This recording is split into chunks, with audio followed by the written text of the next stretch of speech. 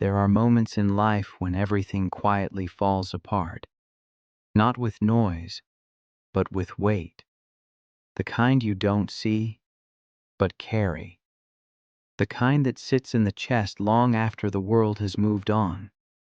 This is a story about that weight, and about what happens when a person finally learns to set it down.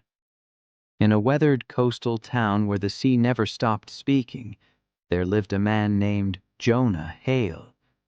He was known as a sailor, but what defined him was not the miles he had crossed.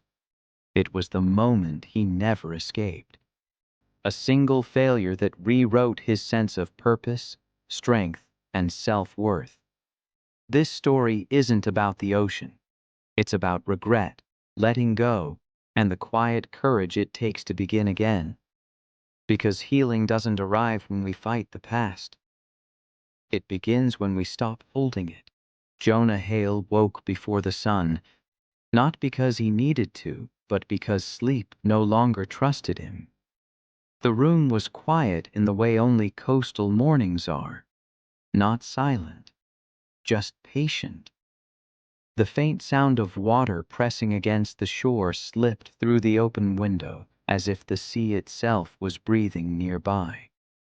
Jonah lay still for a moment, staring at the ceiling, feeling the familiar weight settle into his chest. It was there every morning, unannounced, unavoidable.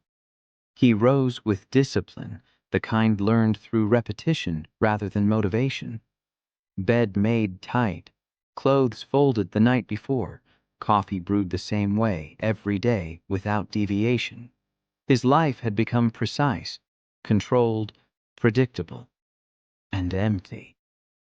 The town knew Jonah as reliable, quiet, strong in the way that didn't ask for attention. He worked near the docks, repairing boats that no longer belonged to him. People nodded when they passed him. Some respected him. Some pitied him. No one asked questions anymore, because Jonah never offered answers. Once the sea had been his language. He had known its moods, its warnings, its promises. Once he believed discipline and devotion were enough, that if you showed up every day, if you stayed loyal to the work, life would eventually reward you with meaning. That belief still lived inside him, but it was fractured now, bent around a single memory he refused to name. Jonah walked the same path each morning, past weathered houses and old ropes coiled like sleeping animals. The harbor opened slowly before him, gray-blue and endless. Boats moved in and out, captained by men younger than he was now, men who still believed time was generous. He never watched them leave. Instead, Jonah stood near the edge, hands in his pockets, shoulders steady, eyes distant.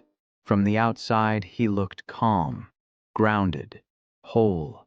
Inside, he was still standing in the past. There was a moment, years ago, when everything had asked something of him. Courage, letting go, choice. And Jonah had hesitated. Not loudly, not dramatically, just long enough. That hesitation had cost him more than he could explain. Since then, he had stayed behind. Not just from the sea, but from joy, from risk, from himself. He told himself it was responsibility, that staying small was maturity, that holding on to regret was a form of honor. But regret is not loyalty, and punishment is not purpose. Jonah didn't know that yet. He believed strength meant carrying the weight without complaint. He believed healing would come someday, on its own, if he proved he deserved it. So he waited, and worked, and endured.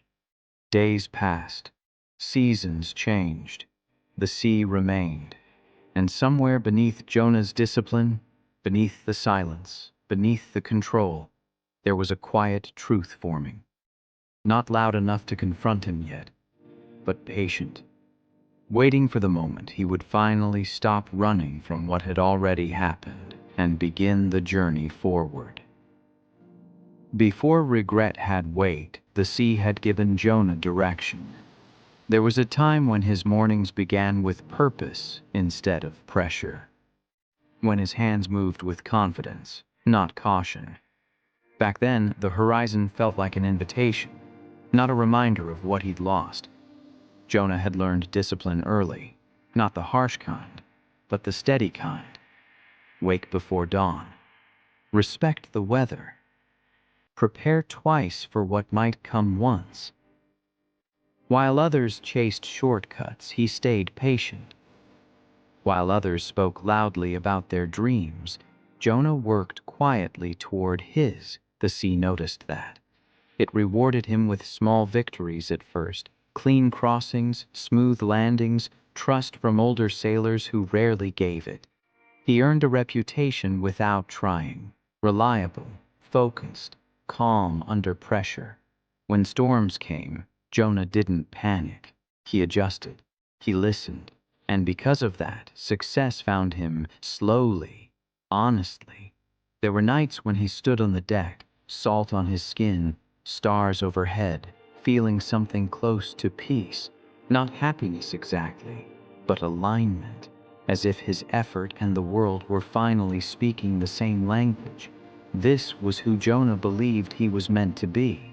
But hidden inside that rise was a quiet flaw: not arrogance, not recklessness, attachment. Jonah didn't just value discipline, he depended on it. He didn't just find purpose in the sea, he tied his entire identity to it. Every success became proof of worth. Every calm voyage became a promise that if he kept doing everything right, nothing bad would ever happen. He believed control could protect him. And when life reinforces that belief enough times, it begins to feel like truth. Jonah took on more responsibility, longer routes, harder conditions. He told himself it was growth, and it was, partly. But beneath it lived something else: the fear of stopping, the fear that if he slowed down, something would catch up to him. So he kept going. There were people who cared for him then, voices that asked him to rest, to come ashore more often, to imagine a life wider than the tide. Jonah listened but didn't hear, because when the sea answers you, it's easy to believe it always will. Looking back, this was the rise that mattered most, not because of the success, but because it set the trap. It taught Jonah that discipline alone was strength, that letting go was weakness, and that purpose could be earned only through endurance. He didn't know yet that even the strongest sailors face storms they cannot outwork. He didn't know that failure doesn't always arrive as chaos. Sometimes it arrives as a single moment, when everything you've built asks you to release control, and you don't. The sea was still answering him then, but it was already preparing the question that would change everything. The night everything changed did not begin with fear. It began like any other crossing: quiet confidence, familiar routines, a sky Jonah had read 100 times before. The boat cut through the water smoothly, the engine steady, the wind obedient. Jonah trusted the sea that night. More than that, he trusted himself. He had done this before, many times. But storms don't always announce themselves. Sometimes they wait for certainty.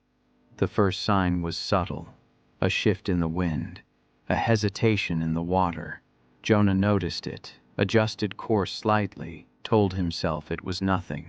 Discipline had taught him to stay calm. Experience had taught him not to overreact.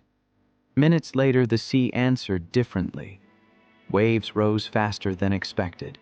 The horizon disappeared into darkness.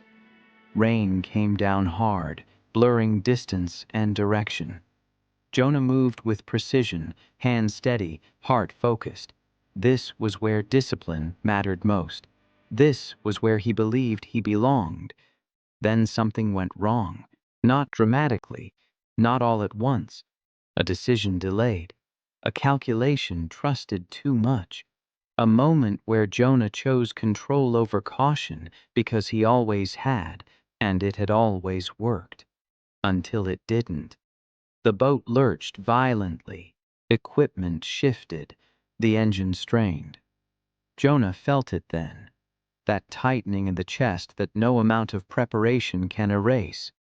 He fought to regain stability, to correct the course, to prove that effort could still overpower circumstance. But the sea does not negotiate. In the chaos that followed, time fractured, sounds blurred, movements became instinct. Jonah did everything he knew how to do, everything he had trained for, everything discipline had promised him would be enough. It wasn't. By the time the storm passed, something essential was gone. The boat survived. Jonah survived. But survival is not the same as being whole. When dawn arrived, pale and indifferent, Jonah sat in silence, staring at the wreckage left behind, not just around him, but inside him. What he lost that night cannot be measured cleanly. It wasn't only material. It wasn't only a person, or a role, or a future. It was certainty. The belief that doing everything right guaranteed safety. The belief that strength could prevent loss. The belief that discipline alone could hold life together. Jonah returned to shore changed, though no one noticed at first. He spoke less, slept less, smiled only when required. The town welcomed him back with relief, but Jonah felt none. Because while everyone else saw survival, Jonah saw failure. And failure, when it's not faced, does something dangerous. It becomes identity. That night did not break Jonah loudly. It didn't destroy him in a way others could see. It sank into him slowly, settled deep, and stayed. Jonah never told the story the way it happened. When people asked, he simplified it. Weather turned. Bad luck. Wrong timing. He kept the words practical, clean, distant. He spoke as if the night belonged to the sea. Not to him. But alone, the truth replayed itself with cruel precision. Every detail, every choice, every second where he might have acted differently. Jonah carried those moments the way some people carry photographs, taking them out in silence, studying them in the dark, putting them away carefully so no one else could see. He believed remembering was necessary, that forgetting would mean betrayal, that letting go would mean disrespect to what was lost. So he held on. His days became narrower. He avoided long conversations. He avoided the horizon. The sea was still there, but it no longer felt like language. It felt like accusation, a reminder of the moment he had misread everything. Jonah told himself that discipline would save him again, that if he worked harder, stayed stricter, lived smaller, he could somehow balance the scale. Punishment became routine. Early mornings, long hours, no rest that wasn't earned through exhaustion. He mistook suffering for accountability. At night, sleep came in fragments. When it did, it dragged the past with it. He woke with clenched fists, jaw tight, heart racing. Not from fear of the storm, but from fear of forgetting the lesson he believed the pain was teaching him. People noticed the change. Some tried to reach him. "You can't carry this forever," they said. Jonah nodded, but he didn't hear them. Because in his mind, carrying it was the point. If he put it down, even for a moment, what would that say about the weight of what he lost? Regret became his anchor. It kept him from drifting forward. It kept him from risking joy. It kept him close to the past, where everything still felt real, even if it hurt. The more time passed, the more Jonah confused memory with meaning. He believed that staying in pain honored the past, that healing would erase responsibility, that peace would somehow make him careless again. So he stayed vigilant, rigid, unforgiving, and slowly, quietly, the world continued without him. Boats came and went, seasons changed, new sailors learned the tides. Jonah repaired vessels, gave advice, fixed what others broke, never noticing that he refused to repair himself, because holding the wreckage felt safer than facing the open water again. But there is a truth Jonah had not yet learned. Clinging to what broke you does not keep it alive. It only keeps you frozen in the moment it ended.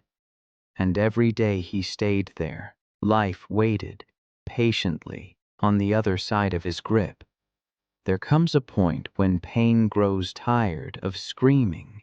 For Jonah, that point arrived without ceremony. No breakdown, no tears, just a long stretch of silence where even regret seemed to lose its sharp edges. The days blurred together, not because they were busy, but because they were empty. He still woke early, still worked hard, still followed his routines with careful precision. From the outside, nothing looked wrong.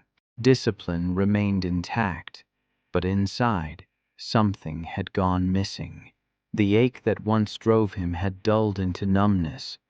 Joy no longer felt forbidden, it felt irrelevant. The sea could rage or rest, it no longer stirred anything in him. Jonah had reached a place beyond grief, where even sadness requires more energy than the heart can give. This was the quietest point of his soul. He stopped expecting anything from the future. Hope felt like a language he once knew but no longer spoke. Plans dissolved. Curiosity faded. Life became something to endure, not explore. And in that stillness, Jonah began to disappear from himself. He spent more time alone than necessary. Meals were simple, forgettable. Evenings passed without markers. He would sit near the shore sometimes, watching the water move without meaning, as if it belonged to someone else's life. There were moments, small, unsettling ones, when he wondered if this was all there would ever be. Not pain, not healing, just existing. A body moving through time without purpose or resistance. Strangely, that thought didn't frighten it.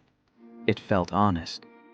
When people reached out now, Jonah found no energy to explain. He wasn't angry. He wasn't defensive. He was simply tired.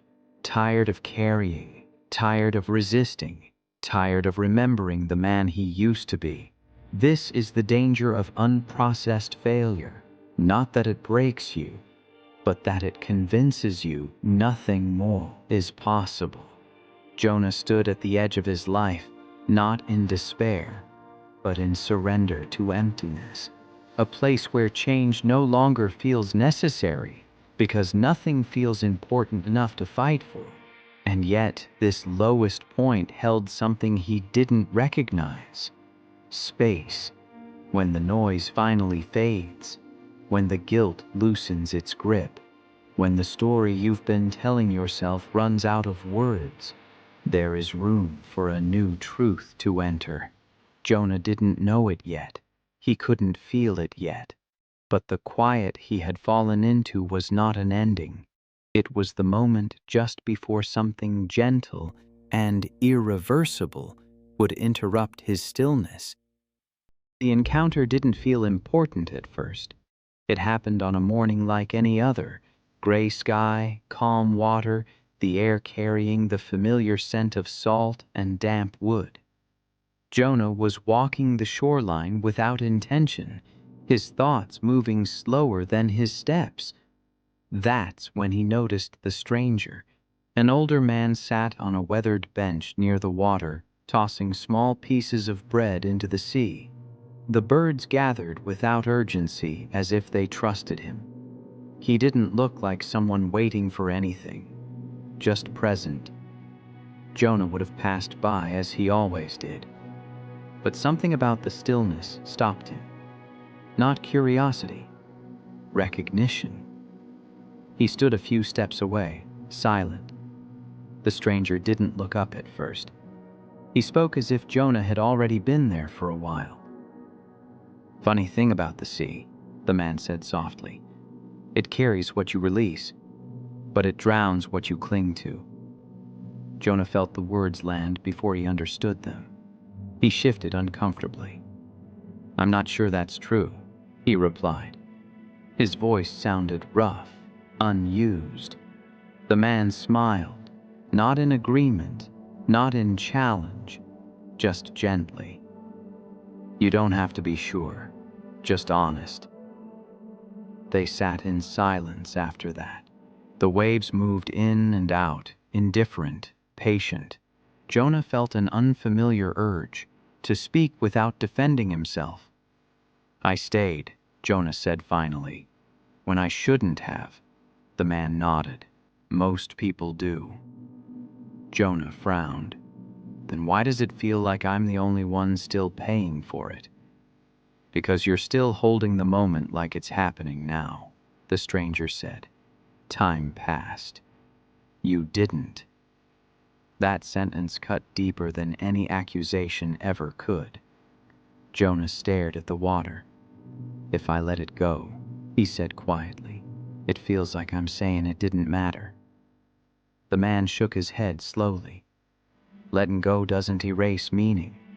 It releases you from repeating the pain." Jonah said nothing.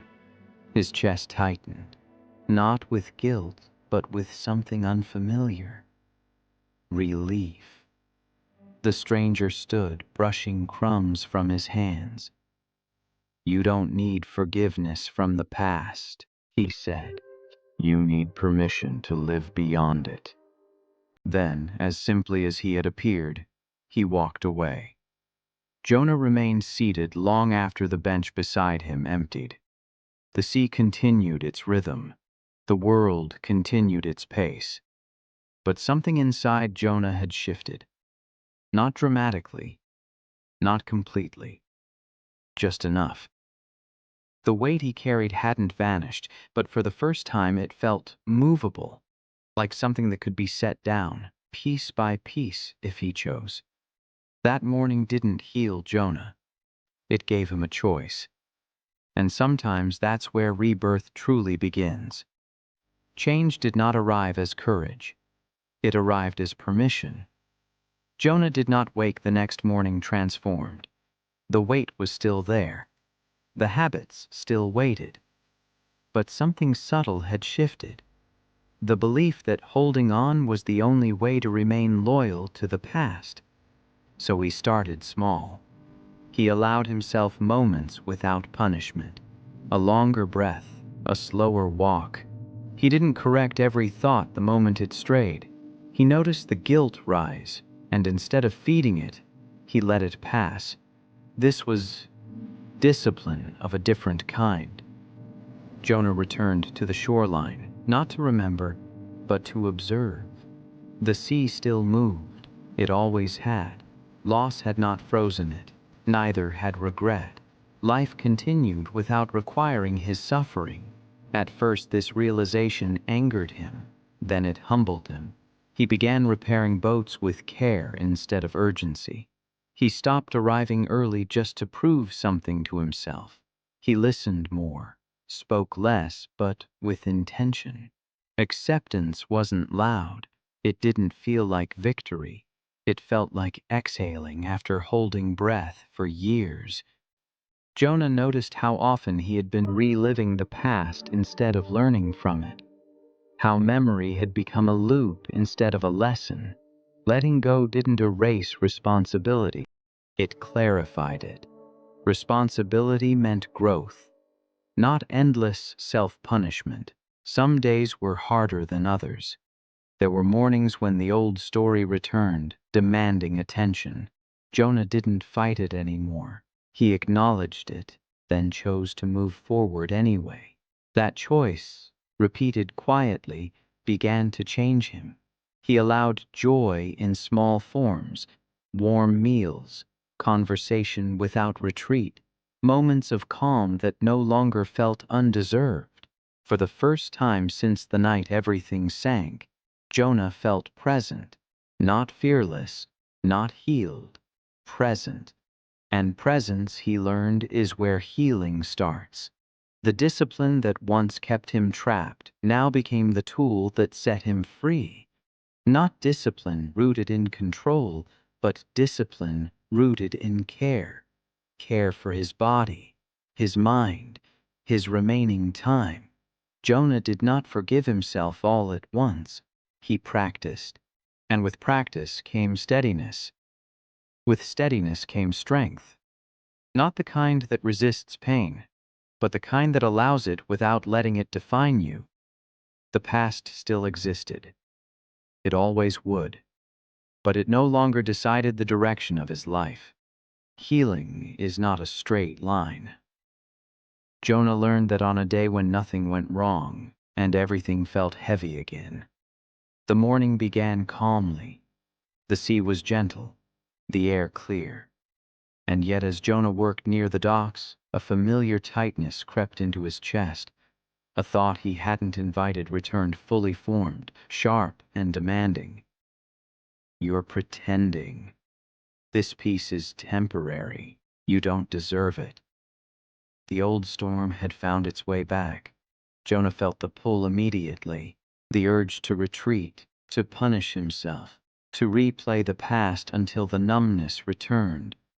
This was familiar territory, safe in its own way. For a moment he stood still, caught between who he had been and who he was becoming.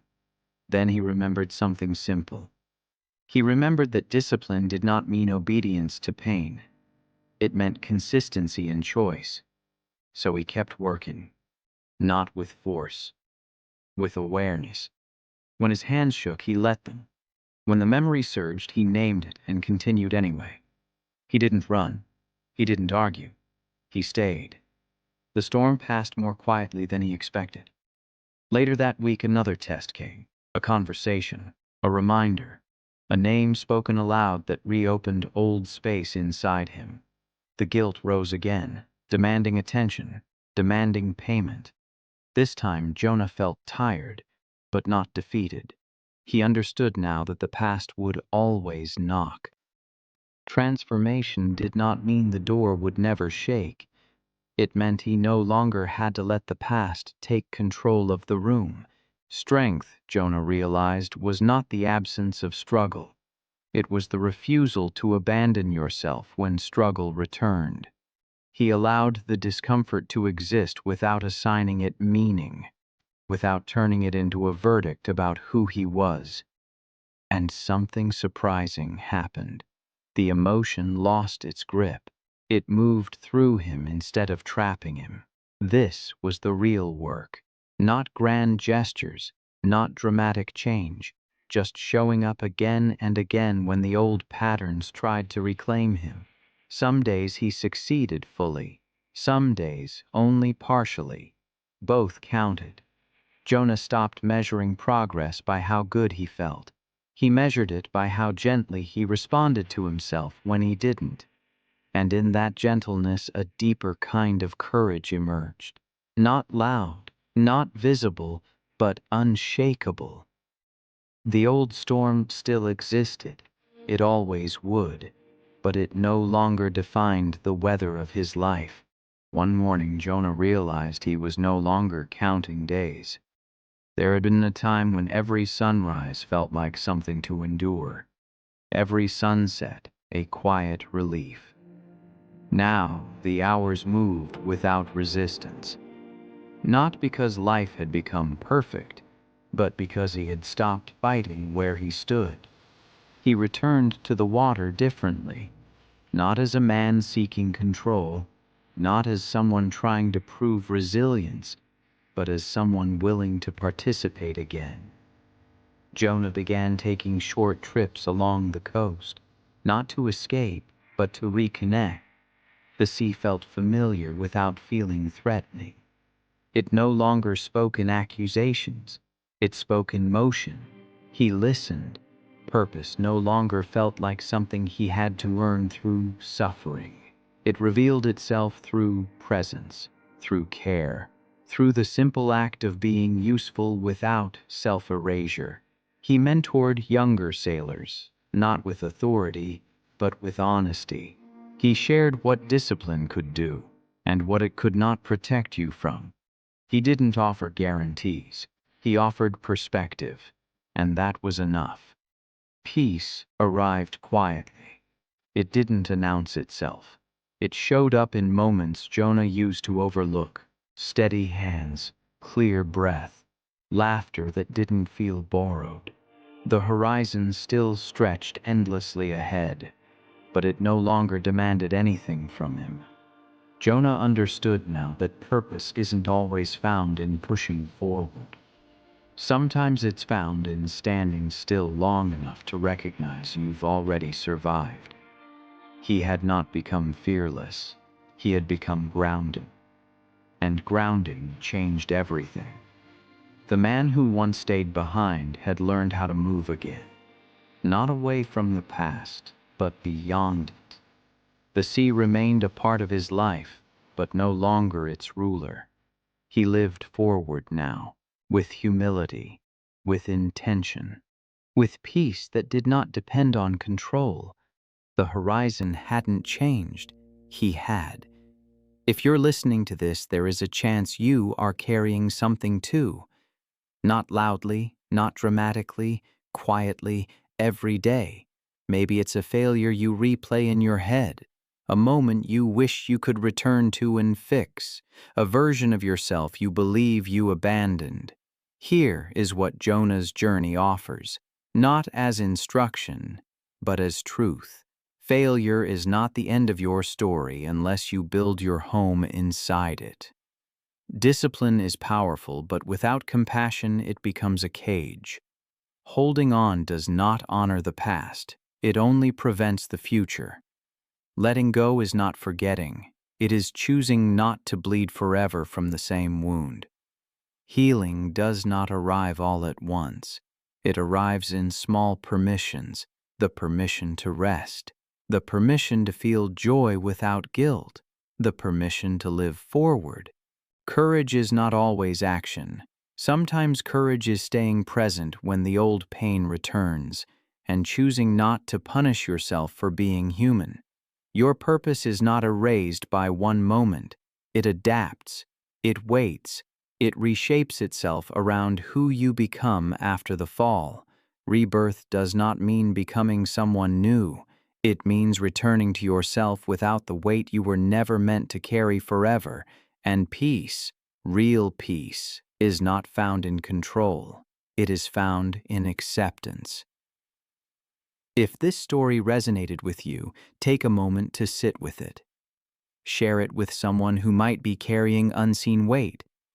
And if you want more stories like this, stories about healing, strength, failure, and rebirth, stay connected. Because your journey is not over, and the horizon ahead of you is still wide open. Like, share, subscribe.